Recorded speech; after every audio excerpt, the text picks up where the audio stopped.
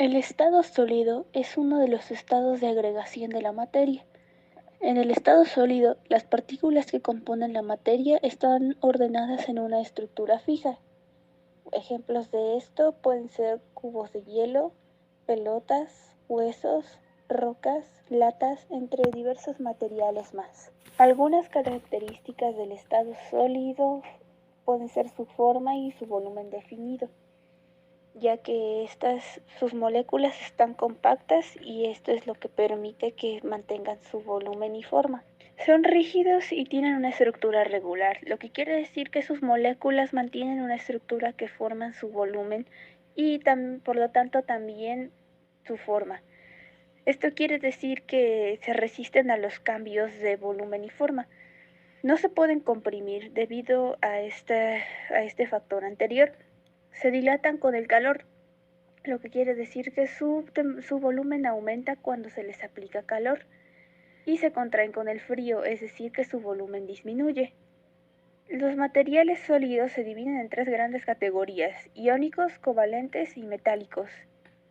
Los sólidos iónicos son compuestos químicos que están formados por iones positivos, cationes, y negativos, aniones, que se unen mediante fuerzas electrostáticas, de ahí su nombre de sólidos iónicos.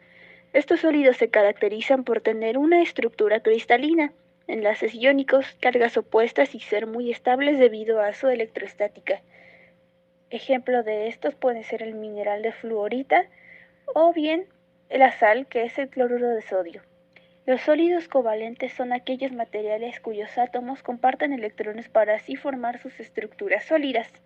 Entre estas podemos destacar a los diamantes, algunos minerales o por ejemplo un ejemplo de butano. Esto quiere decir que son fuerzas intermoleculares. Y por último, metálico.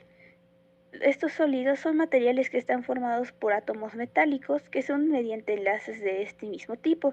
Tienen conductividad óhmica. Esto quiere decir que tiene de efecto Skin y de proximidad y efecto de temperatura, que además produce cristales metálicos, bien puede ser el oro, plata o hierro.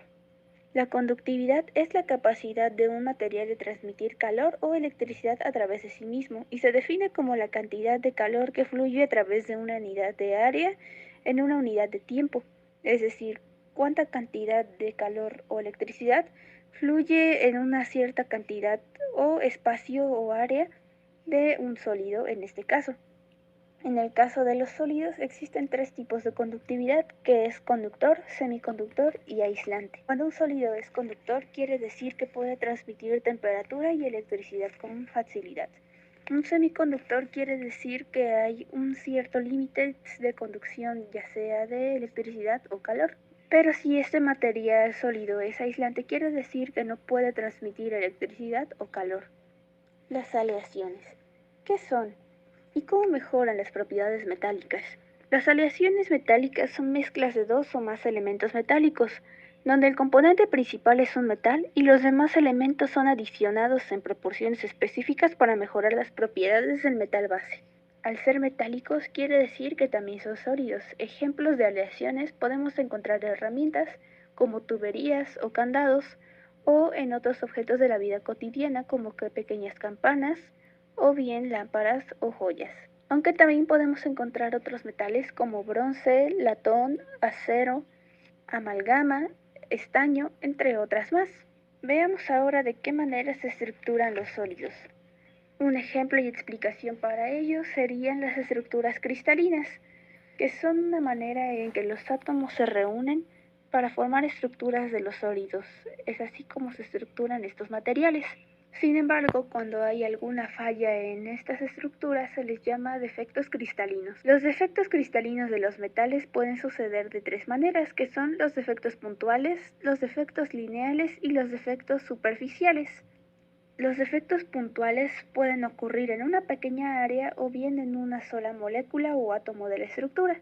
Entre estos podemos encontrar las vacantes, que es cuando falta algún átomo o molécula en la estructura. Tenemos también los átomos intersticiales, que quiere decir que es un átomo que se encuentra además en la estructura. O podemos encontrarnos con casos de tamaño, que puede ser los átomos de sustitución más grande. que son átomos que son por lo regular de un poco mayor tamaño, o bien viceversa de menor tamaño, lo que puede deformar de la misma manera la estructura. Aunque también existen los casos de ausencia de átomos y que estos se encuentran en una posición que no les corresponde. Casos sobre este tipo de defectos podemos encontrar ejemplos como lo pueden ser los cristales de cuarzo. Los cuarzos pueden ser ejemplos claros sobre los defectos entre las estructuras de estos sólidos. Ahora bien, veamos otros tipos de sólidos, no necesariamente compuestos de un solo tipo de átomos. Los materiales cerámicos son compuestos inorgánicos no metálicos que se obtienen mediante procesos de síntesis y tratamiento térmico.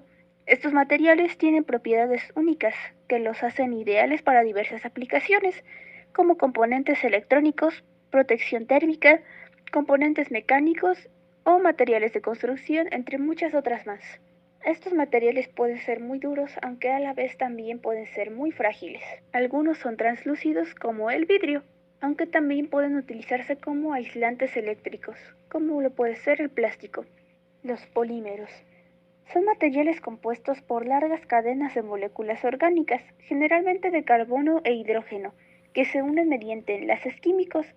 Se refieren a materiales que tienen una estructura molecular compleja y una gran variedad de propiedades físicas y químicas. Ejemplos de estos podemos encontrar textiles como tela o plásticos como desechables, envases o juguetes. Y bueno, hasta aquí llegamos al final de este video. Por favor, suscríbete y dale like al video. Espero que te haya gustado mucho y bye.